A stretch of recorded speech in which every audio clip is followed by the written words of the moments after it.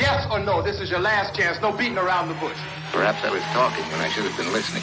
This is the Redefine Relentless Podcast. Welcome back with Redefine Relentless. It is episode 88, Distorted Failure, How Distraction Leads to Failure and What You Can Do About It. We're going to jump right into this podcast episode. A key takeaway immediately that I'm giving you is the steady state flow of mind. The steady state of flow is what it's called. I say of mind.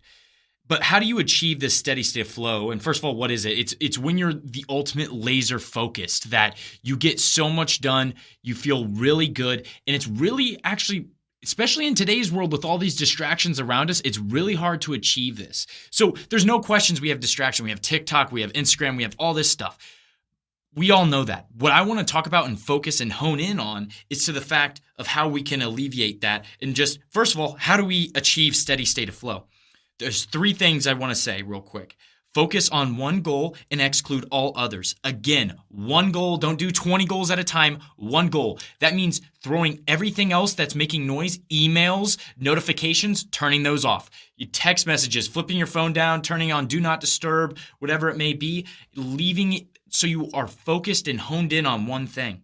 Two, you want to find this goal or objective or whatever you're doing meaningful. And I know it's in work and some things that you do, not everything can. So you can't really achieve steady state of flow with every single thing, but you have to find it meaningful with what you do.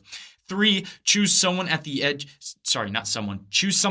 edge of your comfort and abilities to challenge you. Because once you have this challenge, again, it can't be too hard, but it can't be too easy. So you find this middle medium where it's like challenging you to learn new things, and then you get laser focused. So when I'm doing an Excel and I'm creating an return on investment tool for the company I'm working for, Indiana Auto Care, managing and operating 17 Jiffy Lubes, is that I'm really honed in and I'm like learning new things. I'm adding new things when I'm doing these reports to make them better. And now the compounding effect over time, I'm like, wow, that's amazing. And I'm at a steady state flow of mind. I'm super concentrated. I'm super honed in on what I'm doing, which is really important when being productive. And that's how I get a lot done.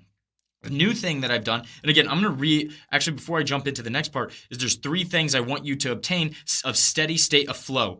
Again, focus on one goal and exclude all other ones. Don't try to multitask. Multitask is a myth. There is so many studies. There's Harvard and Stanford people that have PhDs in neuroscience that have studied this. There's so much data around it. Go look it up yourself if you're interested. But I'm telling you right now, there's so many people I've heard that have just said that like multitasking is literally a myth. We only have one processor of a brain. We're not like a computer. Computers can multitask because they have multiple processors and they can process multiple things. We only have one brain, unfortunately, so we can't be thinking of multiple things. And although I'm sure there's things you can counter that with, but again, just try to focus on one goal. Two, try to make it a meaningful goal. Three, choose a goal that is putting you to the edge of your comfortabilities as well as challenging you at the same time. But again, not too hard, but not too easy. You're trying to find that happy medium. That's how you achieve the steady state of flow. So automated voicemails and emails. What I did is I went on the Gmail website, and then I went to settings, then I went to advanced settings, and then I go down all the way to vacation settings, and then I typed a message that is basically, it's actually see all settings as I see now. But what I said is, greetings, friends. Due to high workload, I am currently checking and responding to emails twice daily, 12 p.m. Eastern Time Zone and 4 p.m. Eastern Time Zone. If you require urgent assistance, in parentheses, please ensure that it's urgent, close parentheses, that it cannot wait till either 12 p.m. or 4 p.m. Please contact me via phone at 317-650-5531. Thank you for understanding the move to more effective and efficient time. It helps me accomplish more to serve you better. Sincerely, Hunter Beal. Now, what I did with vacation time what this does is it sends an automated email. Right when someone emails me, they get this. Doesn't matter if they email me twice a day, they're going to get it every single time. But they know that I'm only reading for 12 and 4 p.m. to alleviate distractions and focus on emails. Instead of always opening emails and answering them right away, I'm creating basically a path where a book I read, The 4-Hour Workweek, which is super important in prioritizing and making sure you get stuff done and alleviating distractions, because you got to do what you do best and hone in on what is your objective of the day instead of doing all these little tasks. So in my subject line is please call if urgent, read below, which is what I just read to you. And so it's vacation responder on. That's what I achieved with that in order to get what I have with that. And then I have a voicemail that is pretty much parallel to the same of what that is. Basically going in, thanks for calling me. I will answer them at 12 to 4 p.m. Please leave a voicemail or you can text me, something along those lines. To really create a parameter of people understand. Again, this is business. This isn't like family. Although if family calls me and it goes to the voicemail, that's what they get because I don't have a work phone, unfortunately. But they probably understand. But this is not in comparison to family. That's important. This is business. So again, 12 to 4 p.m. Your time, whatever that is, whether you're on Central, Pacific, whatever you're on, 12 to 4 after productive times. You don't want to look at your email at the start of the day. And it really talks about this because your brain is focused in and honed in at the beginning of the day a lot more than it is in the afternoon. And if we focus and we feel like we've gotten things done. Like, I'm not even kidding. It used to take me about hour and 15 minutes to do these couple reports because I was always switching between email and that. And a couple days ago, I started just doing reports and answering email. I got reports done in 20 minutes. 20 minutes. And those emails that I could answer were like 20 minutes as also. I just saved myself 45 minutes of time. Well, that's probably not the right math. 40, I said 15. So 35 minutes. I saved myself right there. So it's like these things we don't realize. There's not such thing as multitasking. Let me bring a quick activity just to prove to you furthermore, and I'm sure there's always an excuse, but just listen to and look up the data as well with these neuroscientists, Harvard graduates, Stanford. These are all published by highly credible people and universities. And this activity is writing A through Z, but you want to do A1, B2, C3, and you want to go down the whole alphabet numbering them. Do that, time yourself all the way to Z, and then go back and then do A through Z at once and then number at once differently. So, and you'll notice your second time is way faster than your first time, no matter what you do, because your brain's focusing on one task and it can hone in. That just it tells you so much just in that one little activity. And I tried it in a book, Manage Your Day-to-Day Effectively, episode number 20. I highly recommend you listen to it. I now have all my episodes labeled. I believe it's the myth on multitasking that furthermore deep dives into that. So more is social media timers. That helps a lot. And sleep more to get more focused. And that's something I've been taking to heart. I had this timer on my phone alarm, and it measured how much I slept. I think I slept like 4.5 or 5 hours. All of like college was my average sleep time, which is terrible. And I realized I needed to do something better. So I've been focusing a lot more. I've been going to bed at 10, trying to get up at like 5:30, sometime around there. Have my morning routine and go work out so I can have what it accomplishes when you work out in the morning. I forget the chemical that helps you reduce chemical levels that cause stress, and it cortisol, I believe. No, that's not it. That's not I forget the chemical that gives you like a higher likelihood of achieving steady state flow of mind, and as well as giving you productivity and you feeling more energetic, like you've already gotten stuff done. Although at the end of the day, I will say it tires me down. But that's what I do to achieve, and that's my killer routine. Just a quick second away from the podcast episode, please leave a review, share with friends and family. I really would appreciate that, and turn bell notifications on so you know when I drop the next podcast episode. That being said, enjoy the rest of the episode. So there's 5 things that I want you to do to prevent distractions from work. I've already talked about some, but I want these to really hone in. Identify your distractions is number 1. Number 2, create a distraction-free environment. We kind of already talked about that. So it's like identifying those distractions, and whether it be having a coworker or if you work by yourself like I do, I'm just constantly thinking about what I'm doing. You can write down what you're doing every 30 minutes to really understand what you're doing repetitively. If it can be automated, that's a whole different thing. But honing in on those distractions, social media, looking at your phone, the data. There's tons of data all over your phone talking about how much you use apps, so on and so forth. And then after you create a distraction-free environment, you want to set aside specific times for checking email and social media. Like I said, 12 to 4. I already have it set up so people are aware of that, as voicemail and email as well. And then as well as social media. I have social media timers for about 30 minutes on all social media platforms, so I don't exceed that and get into mind-boggling just soup that is not. I will say leisure time is important, and it's funny to watch funny videos, but it just sends you on a whirlwind of emotions, and I've been trying to cut back on that significantly, although it is harder, especially being content producer and podcasting. But I understand it, but you really have to cut back, and you understand that. I'm going to do a week soon without any social media, which is really important. And then 4, use productivity tools and apps. There is Rescue Time, which tells you the time frame and how focused you are. You can download it on your PC. Highly recommend. 4-Hour Workweek goes in a lot of tools as well. You can just look up time management apps, productivity tools that are blocking websites and notifications. A really important thing with easy thing you can do on settings is turning off your notifications to your email. After you've set a vacation time thing I just told you earlier, you can basically turn off all notifications. And what you do in letting with those automated email responses and the voicemail, people know that they can text you or they can call you, and that's the best way that you're going to answer.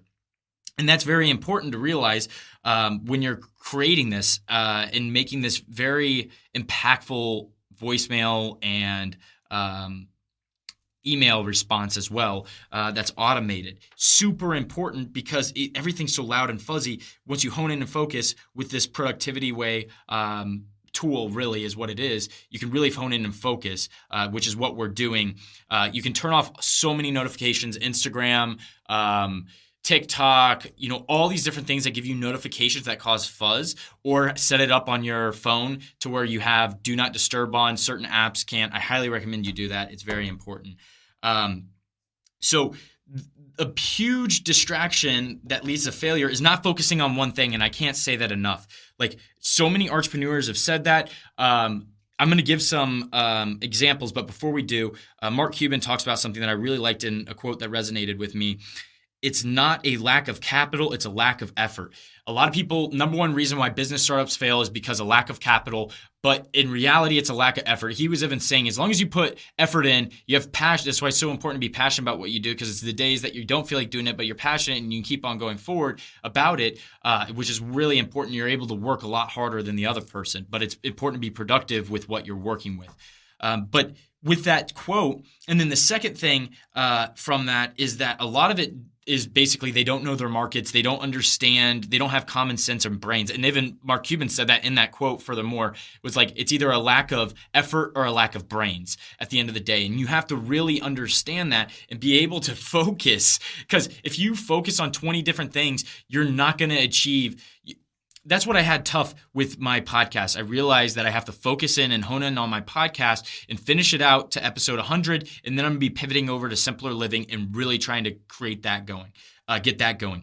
I know I can only focus on one thing at one time. I've tried to do both and they just become, not that great. And content isn't that good. So I have to really hone in and focus in on one thing. Trust me, I've done it. And I have to go through it in order to understand it. That's just me. So maybe you have to go through it to really understand it. But I'm telling you right now, focus on one thing and do it really darn well. And I said it on the last podcast episode, and I can't say it enough. So let's give examples now of failure. I wanted to talk really quickly about failure and why it's important to understand that failing is ultimately a huge reason why people fail. Persistence closes the distance. Persistence closes the distance. I can't say that enough. Leatherman. The guy that made the Leatherman pliers, which is like a multi-tool and stuff, he was like the creator of it. It took him 200 attempts to go to catalogs in order for the one person to say yes. Then it ended up, they ordered like 100, then they ordered 250. They kept on selling out, ordered 500, then they ordered 1,000, then they ordered another 1,000, then they ordered 2,000. It took this man 2 years to sell just one Leatherman. That's persistence. He had a job in the background and he was trying to focus on this, but he was trying to make enough money to substitute his job and then quit his job so he could do it, which I completely understand. But what we're talking about when focusing on things, and it's very important because you can have a lot of excuses, is don't try to create 20 businesses. Try to focus on really one and do it really darn well. It's not saying you can't have multifaceted revenue streams to your business, but it needs to focus to the main objective of what you're doing. There's many different things that make your business better, but you really want to focus on your core of your business or what your objective is for the day.